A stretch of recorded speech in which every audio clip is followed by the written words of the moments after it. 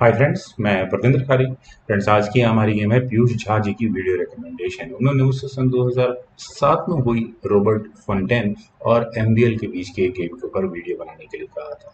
शुरू करता हूँ डायरेक्टली। यहाँ इस गेम को रॉबर्ट ने यहाँ शुरू किया था नाइट F3 के साथ। F5 यहाँ खेला एमबीएल ने। D4 हुआ, देन नाइट F6, G3 तो G6 from black, then bishop G2, bishop G7 castle by both the sides, then हुआ C4, D6, then knight आया C3 स्क्वायर पर, knight C6, then B3, E5, D takes E5, D takes E5, then bishop आया A3 square पर, targeting straight forward to this rook. लेकिन MBL को करना चाहिए था रुक E8, रुक बचाना बेटर था, लेकिन यहाँ E4 की ऑप्शन को ब्लैक ने चुना। उन्होंने नाइट पर अटैक बनाया। Bishop takes F8, queen takes F8, then knight आया D4 स्क्वायर पर, knight takes D4, queen takes D4 and white is certainly better. तो बिशप आया E6 स्क्वायर पर, और यहाँ ब्लैक इंटेंशंस क्या है, रुक को लगाने की। आई थिंक सो क्वीन गई D2 स्क्वायर पर, देन हुआ H5, रुक attack goes to D1, then हुआ H4, क्वीन आई G5 स्क्वायर पर। यहाँ दोनों पॉइंट्स पर फक है, तो किंग गया H7 स्क्वायर पर। और अब यहाँ व्हाइट दो ऑप्शंस कंसिडर कर सकता है, जी टेक्स H4 की।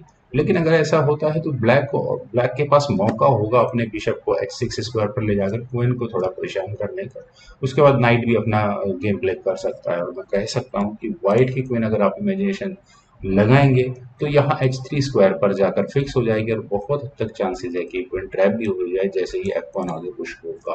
आप कैलकुलेशन करके देखिएगा। खैर, दूसरी बेटर ऑप्शन है क्वीन टेक्स H4 की। ये शायद बेटर होती। इससे करने के बाद ब्लैक के पास मुझे नहीं लगता कि इमीडिएट कोई बहुत ज़्यादा प्लान्स होंगे।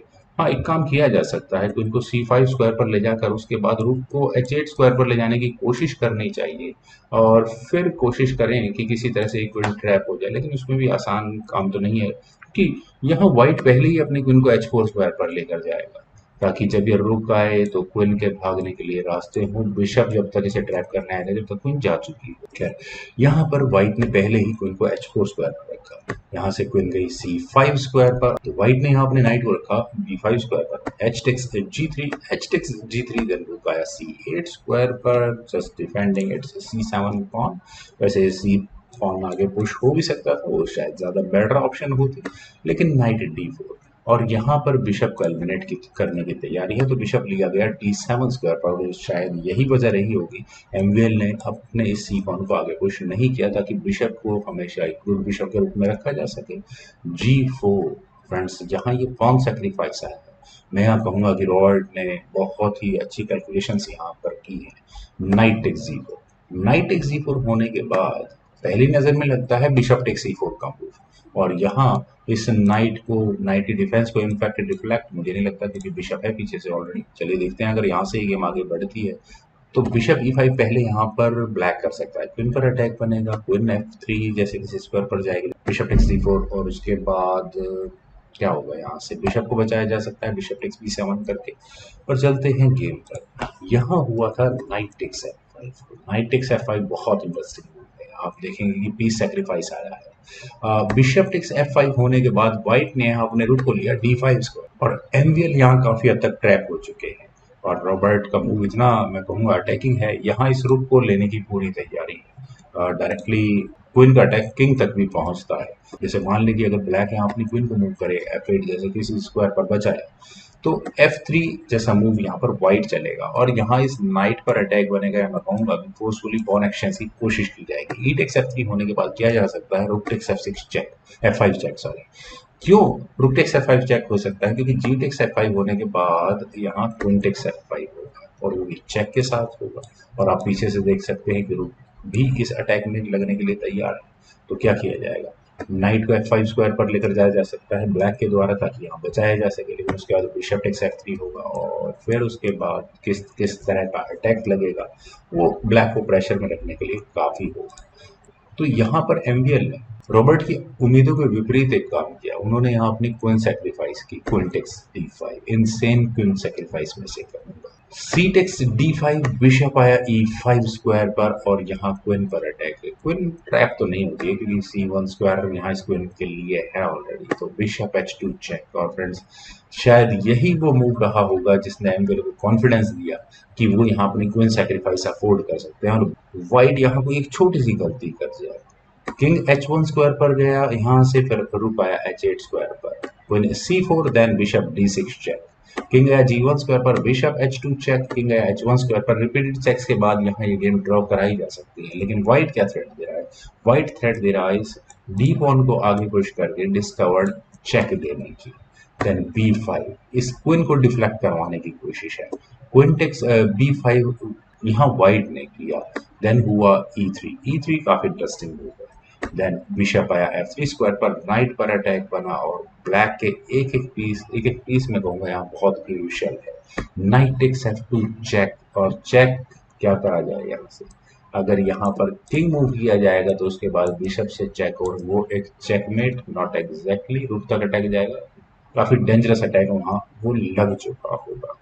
तो व्हाइट ने यहाँ किया रुक टेक्स F2 चेक, ई टेक्स F2, और अगले मूव में यहाँ इस पॉन को क्वीन प्रमोट करने की तैयारी है। तो इसीलिए व्हाइट ने अपने किंग को मूव किया G2 स्क्वायर पर। देन हुआ बिशप F1, बिशप F1 चलिए कुछ समय चाहिए यहाँ पर ब्लैक को अपने इस पॉन को डिफेंड करने के लिए। पर व्हाइट यहाँ क्या करे? व्हाइट के पास एक ऑप्शन है किंग को F1 स्क्वायर पर ले जाने की, अच्छी ऑप्शन है, लेकिन यहाँ से अगर ये गेम आगे बढ़ती है तो बहुत हद तक चांसेस हैं कि ये गेम चेकमेट तक पहुंच जाए। सबसे पहले तो आप देख सकते हैं कि बिशप एक चेक दे रहा है। फिलहाल अगर डायरेक्टली बिशप ने चेक दी तो व्हाइट अपने बिशप को लगा देगा बीच में डिफेंस करने के लिए, तो ब्लैक को पहले अपने रुक को H2 स्क्वायर पर लेकर जाना होगा और इसके बाद अगले मूव में चेकमेट नजर आ ही रही, तो बिशप G2 की ऑप्शन को कंसिडर करना ही पड़ेगा। पर यहाँ रुक टेक्स H2 आराम से किया जा सकता है। किंग टेक्स H2 का मतलब होगा bishop H3 check, king takes H3 करना ही होगा, then F1 equals queen with check, और चेक के साथ क्वीन प्रमोट होगी।